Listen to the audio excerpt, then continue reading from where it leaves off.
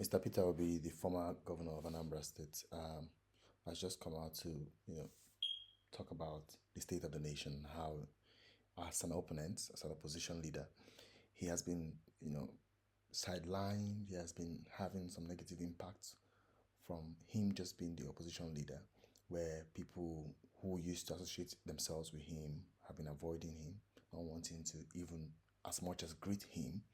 And this has impacted his business, his family, and that's impacted his life much more than anybody would be able to imagine.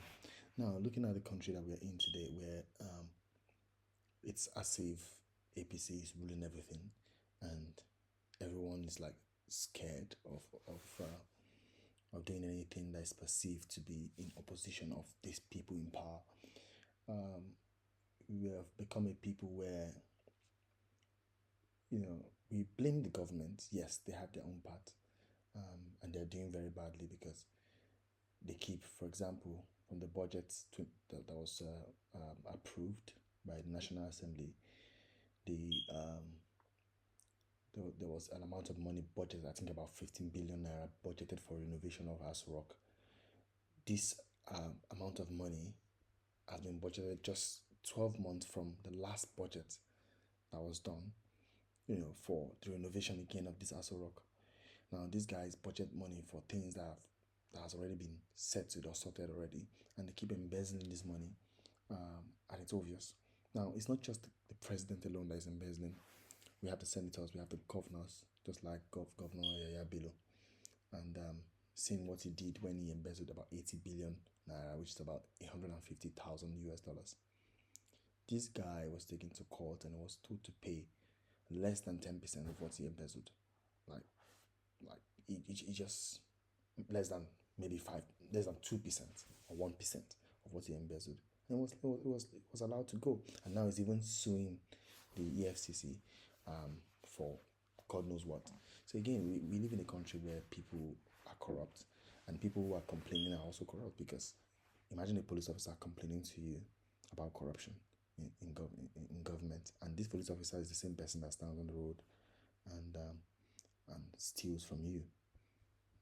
So all of this contributes to how the country has become inhabitable for people, and it is sickening to witness all of this. The same thing with Godwin Emefiele.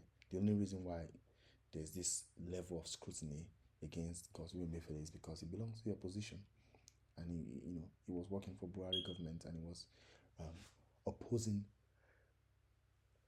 the Tinubu administration during the election. So again, that's the only reason why he's undergoing such level of scrutiny. And at the end of the day, over 700 houses were confiscated from this man. But as of today, we do not know what these properties will be used for. And in this same Abuja, we have housing issues. In this same Nigeria, we have housing issues. So we live in an era where there is no accountability, both with an ordinary low-level civil servant, high-level civil servants, honorable members. The other day was the honorable member assaulting a citizen whose tax is paying his bills. So, looking at all of this, it seems like there is no hope, for the country. Healthcare, there's nothing going into healthcare that appears serious. Education, there's nothing going into education that appears serious. The only thing that's been happening lately is refineries that are coming back into action, and the only reason why they're working on this is because of Dangote, because they don't want the monopoly, and the NNPC is not ready to work with this guy because it doesn't favor their plans. So if you look at it, it's a lot of discouraging situations, that surrounds the growth of this country, and this in turn has affected our GDP.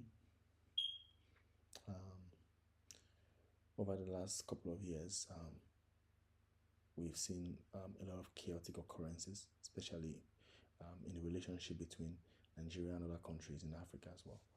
So looking at Niger and the Sahel states, and how the country Nigeria and ECOWAS were threatening to invade their fellow African nation just because of French backing that they had. And this shows how far we are from the reality or the understanding of where we are and how we can get out of our current situation of neocolonialism. But the joy is that we have several African countries who are waking up. The countries like Cote d'Ivoire, Burkina Faso with Ibrahim Traore, the Niger government, the Chad government. These are countries that are waking up, and even Ghanaians are also waking up. So, you know, people have to be conscientized and they need to work with conscience. And it is not just about government alone, because every person in government was an ordinary person. So if the entire society